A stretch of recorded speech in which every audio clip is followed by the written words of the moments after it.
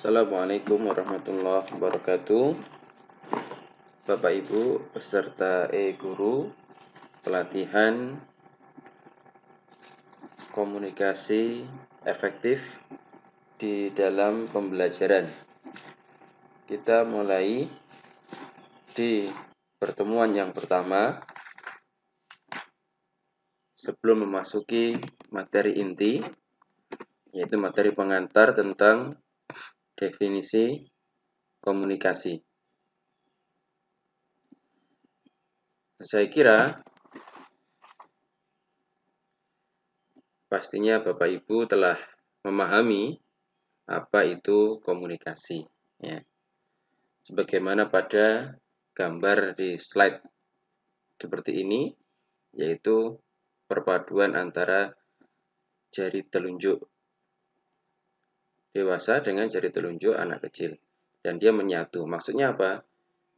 Komunikasi itu memang harus ada persamaan, ya, antara yang berbicara dan yang diajak bicara itu nyambung. Dan itulah yang merupakan komunikasi menjadi efektif. Apabila satunya tidak nyambung, ya maka tidak terjadi komunikasi yang efektif. Apa bisa terjadi? Bisa. Bagaimana itu? Nanti kita jelaskan pada pertemuan-pertemuan berikutnya. Ya. Definisi komunikasi, ya, dalam bahasa Inggris yaitu communication, ya, diambil dari bahasa Inggris yaitu communication. Sedangkan dari bahasa Latin yaitu communicatus. Sedangkan menurut Kamus Besar Bahasa Indonesia, komunikasi adalah pengiriman dan penerimaan pesan antara dua orang atau lebih, sehingga maksud pesan itu bisa dipahami. Seperti saya berbicara dengan Bapak atau Ibu guru peserta pelatihan di sini, ya. Saya menyampaikan pesan saya yaitu tentang komunikasi efektif dalam pembelajaran. Saya yang mengirimkan, Bapak Ibu yang menerima pesan. Dengan saya mengirimkan pesan tadi, tujuan saya adalah agar pesan yang saya sampaikan itu bisa dipahami. Sedangkan menurut Berlson dan Steiner, komunikasi adalah suatu proses penyampaian. Penyampaian itu bisa penyampaian informasi, bisa penyampaian emosi, ya. Emosi bukan hanya marah loh, ya. Emosi itu bisa tertawa, bisa juga menangis, bisa juga sedih, itu namanya emosi. Nah, proses penyampaian itu kalau emosi bukan melalui kata-kata terkadang, tapi melalui raut wajah, ya. Pasti kita akan tahu raut wajah teman kita yang senang. Pasti wajahnya berseri-seri. Raut wajah orang yang sedih, ya, pasti murung. Nah, seperti itu, ya. Ini proses penyampaian berupa emosi. Dan penyampaiannya bisa menggunakan kata-kata, ya, seperti saya berbicara dengan Bapak Ibu. Bisa juga melalui gambar, maka juga termasuk proses penyampaian, seperti iklan-iklan di baliho, banner, dan seterusnya.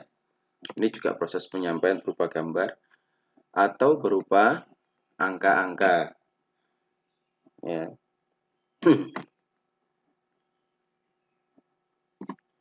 Selanjutnya,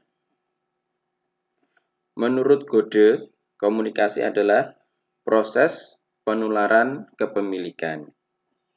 Maksudnya bagaimana? Maksudnya adalah sebelum berita itu disampaikan, komunikasi itu hanya milik perorangan, satu orang. Setelah disampaikan ke orang lain, maka orang lain juga memiliki informasi tadi. Maka komunikasi menjadi dimiliki oleh orang lain. Itulah yang dinamakan dengan proses penularan kepemilikan. Sama seperti ini. Definisi komunikasi ini misalkan yang mengetahui adalah saya. Sebelum saya sampaikan. Lalu saya sampaikan ke Bapak Ibu peserta pelatihan.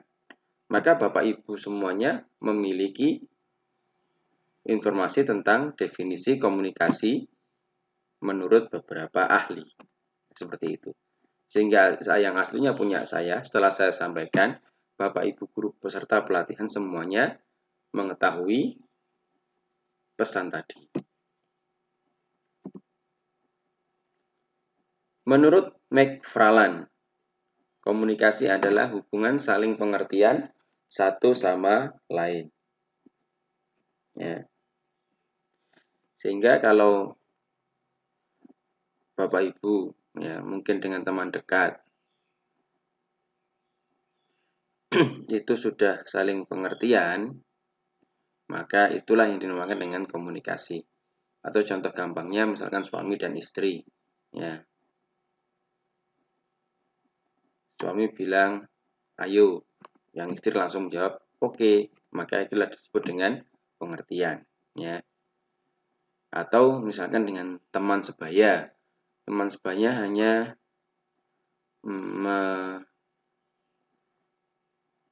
menunjukkan alis itu dikeataskan. Ya, begitu. Lalu yang teman satunya mengerti maksudnya. Maka ini dimaksud dengan komunikasi, yaitu saling pengertian satu sama lain. Ya.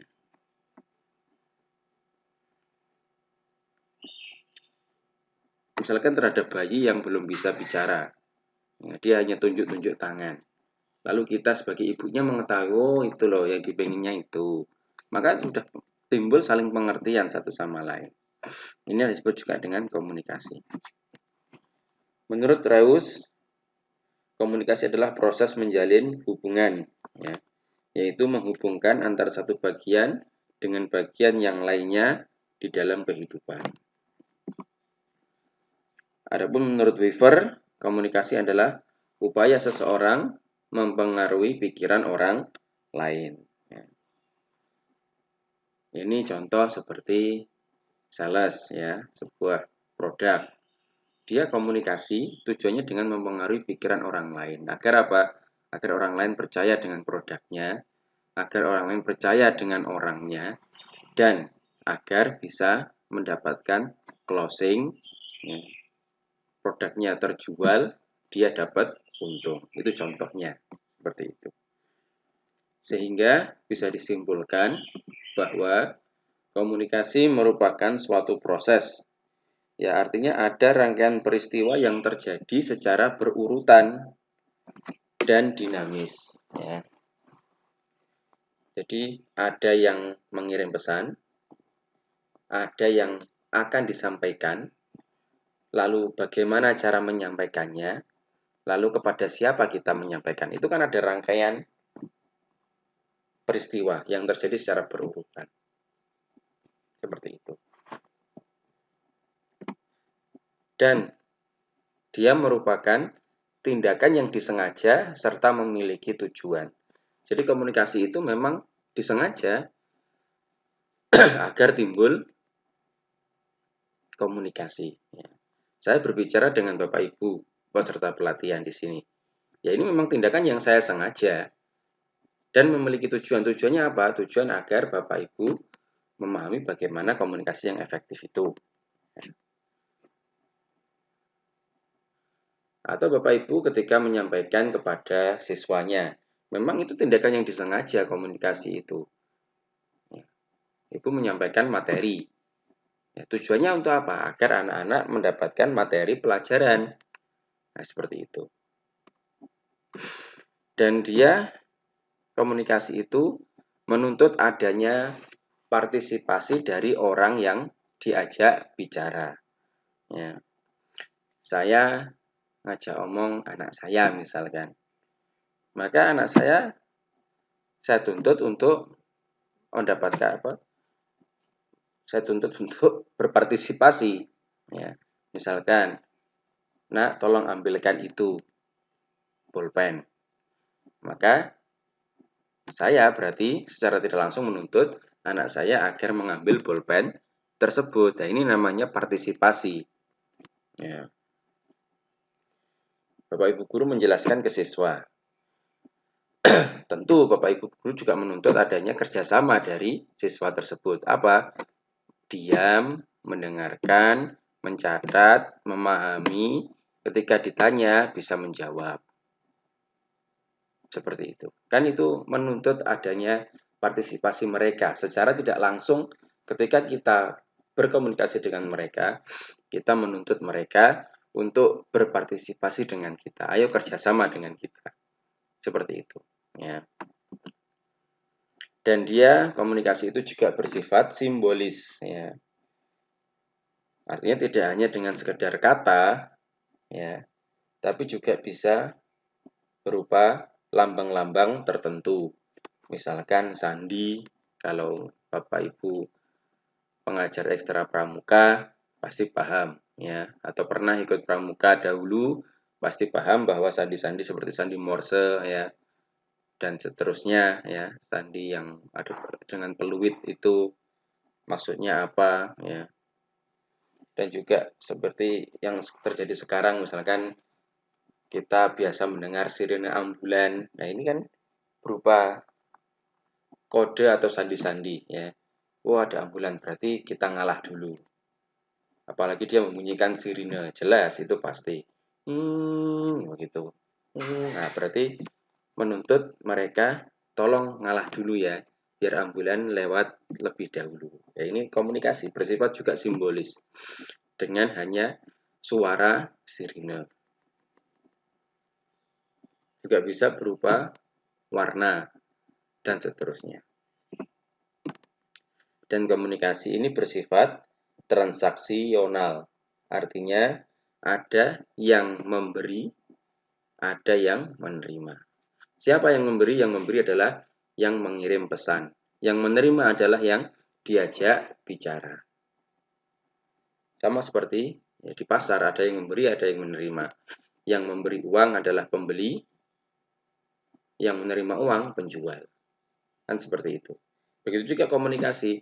Yang memberi pesan adalah pengirim pesan, komunikator. Yang menerima adalah yang memberi pesan adalah komunikan, yang menerima pesan adalah komunikator. Seperti itu.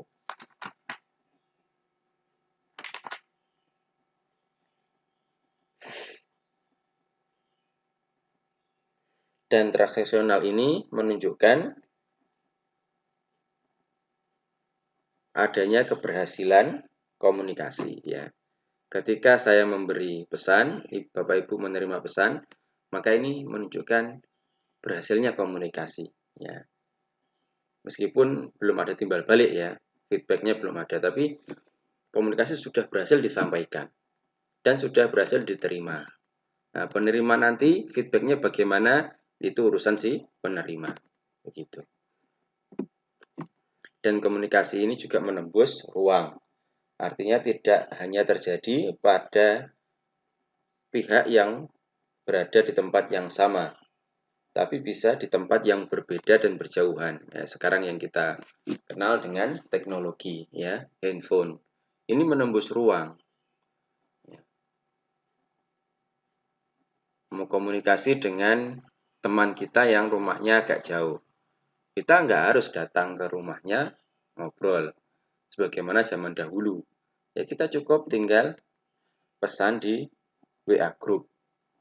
Kamu sedang ngapain begitu, ya. Ayo nanti jam 8 kita ngopi misalkan. Nah, ini lewat WA group. Cukup, ya.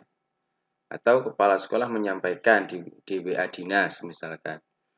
Bapak Ibu guru yang terhormat, rapat kenaikan kelas akan diadakan hari Senin tanggal 12 Juli misalkan. Nah, ini kan komunikasi.